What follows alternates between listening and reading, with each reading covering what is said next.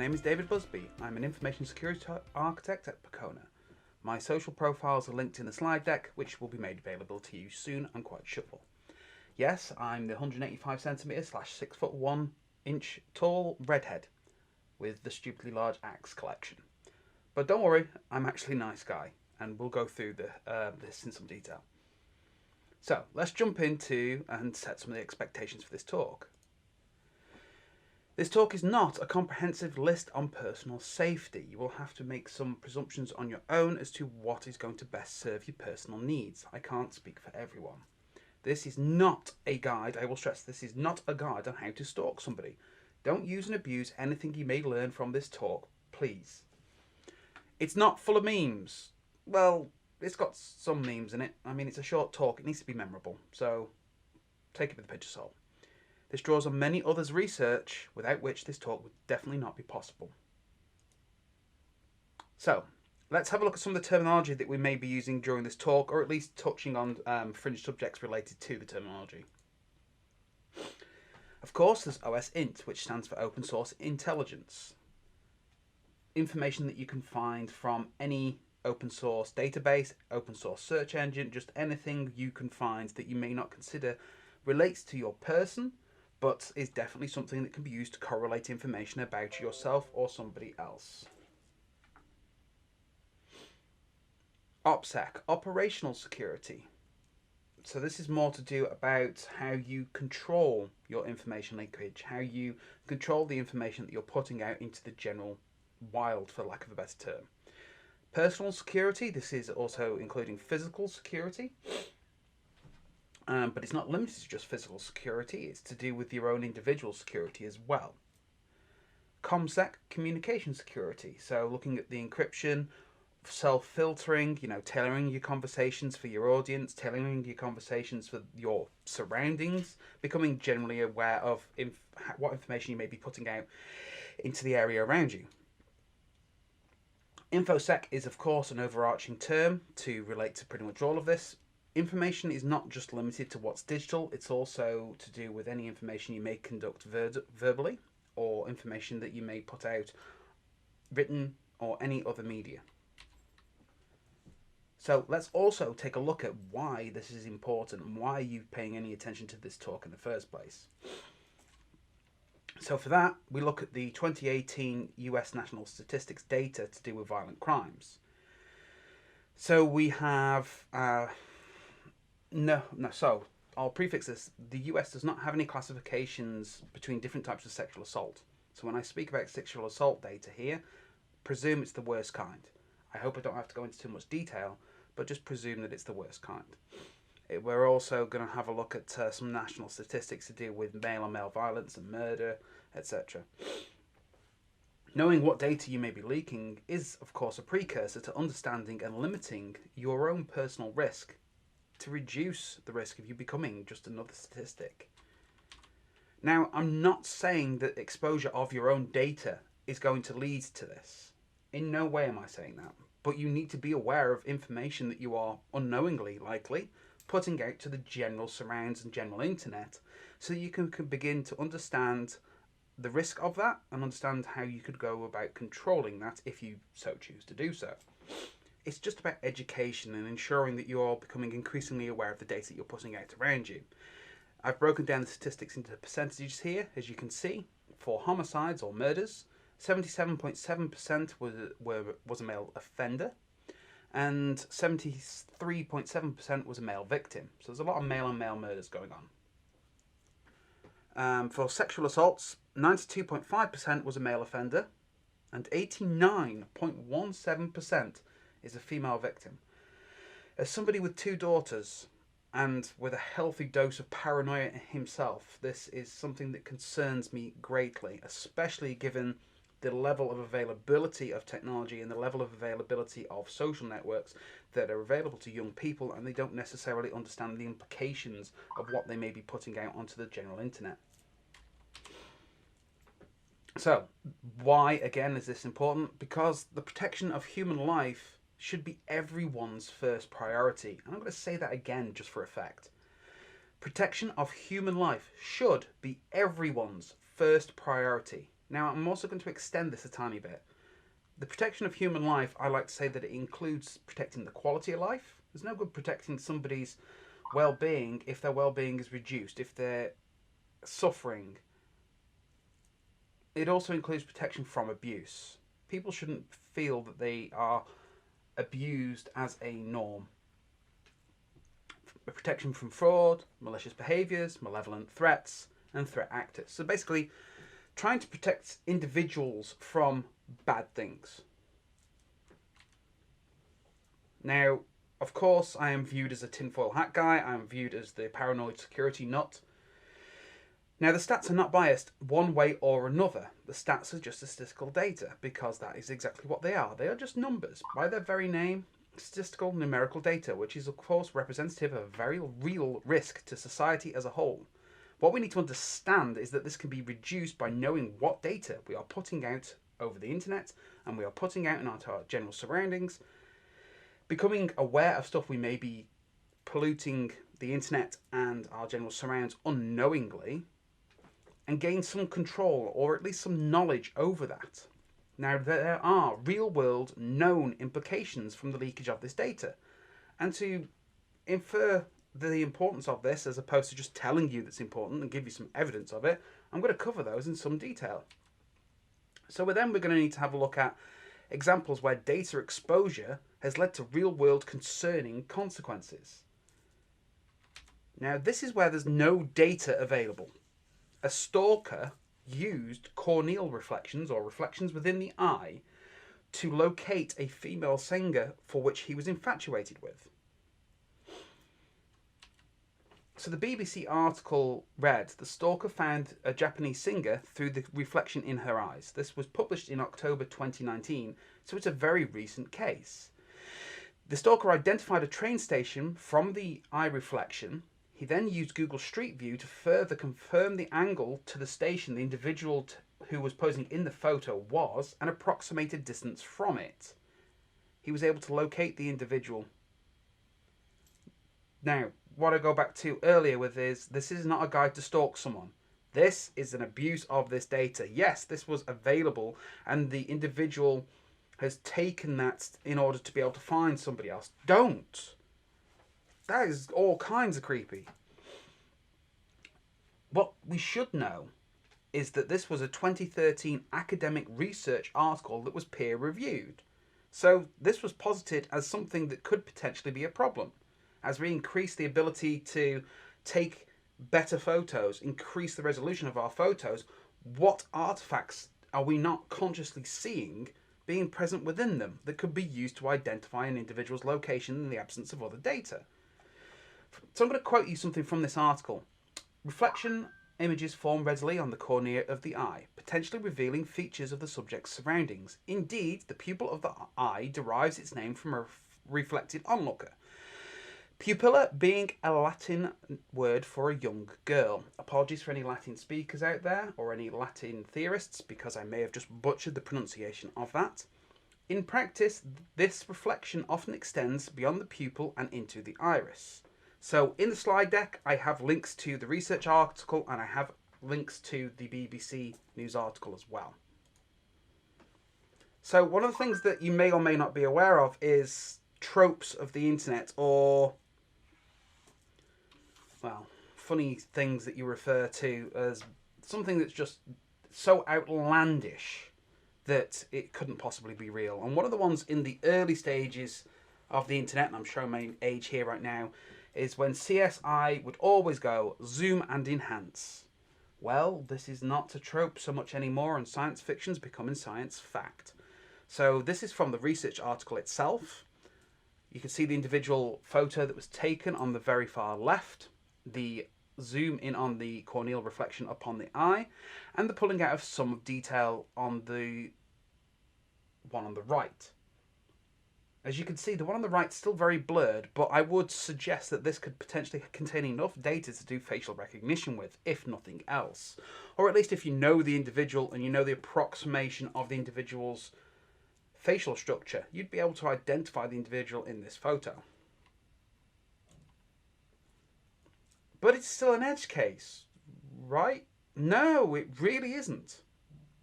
So now we're going to go away from corneal reflections and have a look at where there are some actual data issues to do with images that we take and publish online. You may or may not be aware of the exchangeable image format data, or EXIF data, that's present in all images taken on smart devices.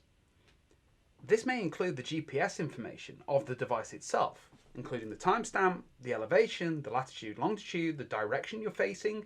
Almost every single smartphone device has a magnetometer or a compass in it, so you can check the orientation of the individual when they took the photo. You also have the device type and date and time. Why is the device type important? Let's just say that the GPS coordinates narrows down a photo to be within 100 meters square of a crowd of people, when we had crowds of people pre-pandemic. And if I'm a malicious actor and I have access to this information, I need to identify the individual. I have an idea for what they look like, but I can't see them clearly because there's hundreds of people around. I'm going to narrow it down based on the phone that's being noted within this image data.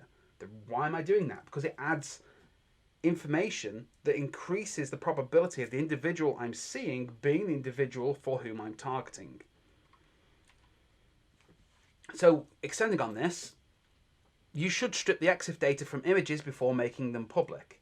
Either personally before you upload them anywhere, especially if you're just publishing to a website that you can control, or if you are accepting images from your users, you should look at stripping this out. Almost every single server-side programming language has the ability to just run it through an image parsing library and just strip out all the EXIF data. There's no reason why you shouldn't be doing it. So this is an example from an older OnePlus 3 model phone which I had around 2016, and I used this for internal training material, and I pulled this from one of our internal documents. As an example, note here that I'm using egrep to filter the data out that's of particular interest. If I didn't use egrep, there's a lot more data besides that could be gleaned from this image file. Almost all web apps, and I stress almost all web apps, strip this data. However, if you are particularly paranoid about the EXIF data within your image files, you should ensure that you are minimizing or stripping this data out prior to your sharing anything publicly that you don't want disclosed. So, you may all be thinking, what is wrong with you? Why are you even aware of this?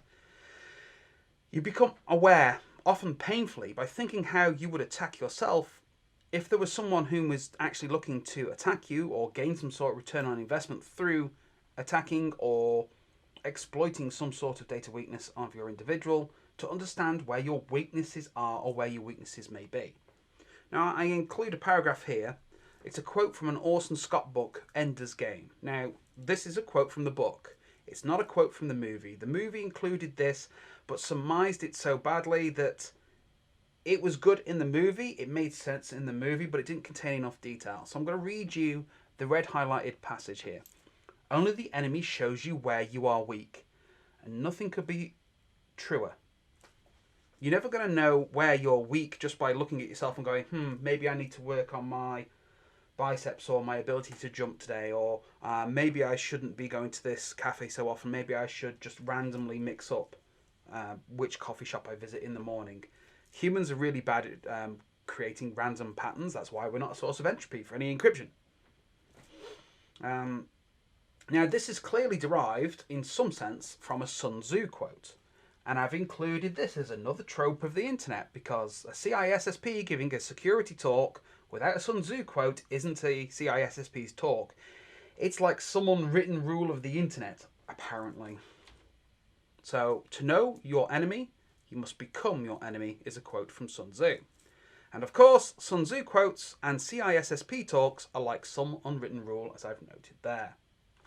Thanks, internet. Then we go back and have a look at other stuff as well. Notice how I'm changing data subjects here. We've gone from corneal reflections to EXIF data. Now we're going to have a look at wireless standards, because there's other data there you may be leaking that you don't know about. So the amount of data that we leak in our surroundings is really quite concerning when you start to sit down and think about it. There is a Python project called Snoopy that, if you go and have a look at it, you can create a little box that just collects all of this information in. You can use software-defined radio, you can use a Bluetooth dongle, you can use Wi-Fi dongles, etc. to collect this information in. You can also use a GPS device to start tagging where you actually observe this data as you're walking around. I've done it with the Raspberry Pi. We can talk about it after if you've got any questions. So, have you ever lost a Bluetooth device? Wouldn't it be really handy if you could, for example, find it with centimeter accuracy? And I'm not exaggerating about this. This is written into the Bluetooth standard. By inspecting the received signal strength indication data, you can locate a Bluetooth device to the centimeter. That's a hell of a lot more accurate than GPS, where it might be within a meter, it might be within 100 meters, 500, blah, blah, blah. You can, if you've got both sets of data for an individual, you can approximate the location geographically, and then you can really narrow it down by looking at the Bluetooth data around you if you know the device identifier that they are carrying. This is used in commercial products already. You have Tile, if you haven't heard of it, and you have Tracker. They are Bluetooth tags that you attach to things that you regularly lose to help you locate them. You can put them on your laptop. My headphones have them has Tile built in. I've not used it, but my Bluetooth headphones have Tile built in, which is interesting. I haven't used Tracker. That's supposed to be exactly the same as Tile. It's used by marketing agencies to track the population density within a given area. If you have a look at how many Bluetooth devices are in a given area, you can approximate the number of individuals that are within a given area. Now, I'm really bad for Bluetooth devices. I have a wearable on, I have my cell phone, I have my laptop. I turn off the Bluetooth when I don't need it. But I use this as a fitness tracker, so my Bluetooth is quite regularly connected, at least by Bluetooth Low Energy. Now, marketing agencies are also going to want to know how patrons move through a shopping centre. So if you're tracking the ID of a particular device, you want to know if they've gone to Marcy's or they've gone to some other vendor along the shopping centre, so that you can know where shoppers are drawn or interest, which marketing banners are working best, which promotions are working best, which stores have the most level of interaction based on the time that they are within them, etc. There's a bunch of legitimate uses for this, and it's built into the standard, so this is not edge case nonsense. This is a very real issue, and it's already being used for commercial purposes. Now, wireless has, within the standard again, and I will see if I can update the link here for this, when you have a Wi-Fi device, be it your laptop, be it your cell phone, be it a Wi-Fi enabled wearable, you have what's called wireless beacons. And what that does is, if you are not within range of your wireless access point you normally connect to, or one that you've already connected to that your device recognizes, it's going to scream out into your surrounds the networks it's connected to before. So if you take that data as an observer and you use something like Wiggle.net's database of these network names, you may be able to approximate a geographical path of an individual's movements if you're building up a case file against them. Don't do this stuff. Like I said, it's not a tutorial on how to stalk someone or how to figure out where somebody's been. But this data that you're screaming out into your surrounds can be used for these purposes. That's why I'm conveying this, so that you are increasing your awareness of this data. Commercial applications, again, look to capture this information. It's broadcasted in the clear. It's not encrypted. I don't know for WPA3. I believe that's still the case. I know WPA3 brings a lot of enhancements, but there's very little support for it. This is still something I'm looking at right now. So even governments collect this data. So we have the Transport for London in the UK, where their opt-out is to turn off your device's Wi-Fi. I'm sure somebody in legal could tell me why this was accepted as an opt-out option. I'm sure the EU court would probably argue that this is not implicit opt-out, and this is not implicit consent of an individual by walking around with a device feature enabled because it is default on the device.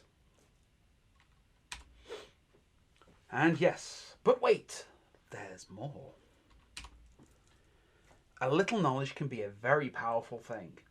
So when we have a look at social engineering concepts, and you may or may not be aware of red teams. Red teams are a team of people who look to exploit an organization through advanced means of social manipulation and through advanced means of physical security, etc. There's various other techniques that they can employ in order to be considered a red team for your organization.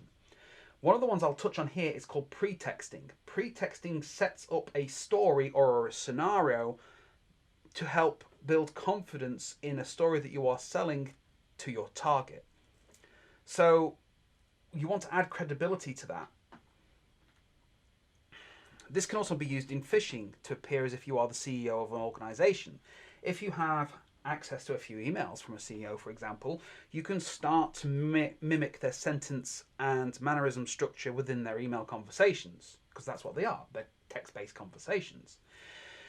So the issue is when you're targeting an individual who may be in a position to exploit money from, if you're the CEO and the CEO is known to sometimes get a little naggy when they don't have what they need when they need it really quickly because it's an emergency, no questions asked, just because they've asked and they need it now, and I need it now, you can't disturb me because I'm in an employee client meeting and I need this and you've got to do it, and the stress on the individual who's receiving it is layered and layered and layered and layered and layered until either the individual receiving this attack escalates it up to ask the question, which is what they should do. Please empower your employees to be able to think that they can ask these questions so that your organization is not ultimately exploited.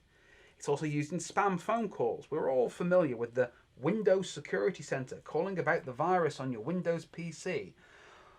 One of the ones you may not be familiar with is the use of some YouTube sound clips. So when you get past the adverts, because there's a lot of adverts on YouTube, if you use the sound of a baby crying in the background and you call a credit card company to pose as the new partner or spouse of a customer of theirs, you can put on an emotional, distraught conversation with them to help build that confidence in your story you're selling to the support engineer. Because we're all human, and in the industry we're in, we're all wanting to help people.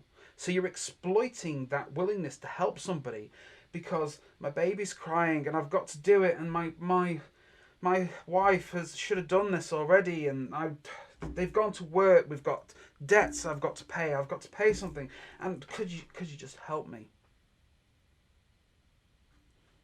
And therein lies the problem. Exploitation of good people.